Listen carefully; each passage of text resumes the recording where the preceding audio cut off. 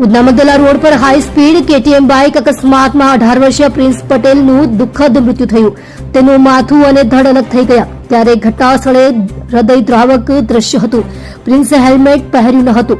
એક નાની બેદરકારી આખા પરિવારને બરબાદ કરી દીધું.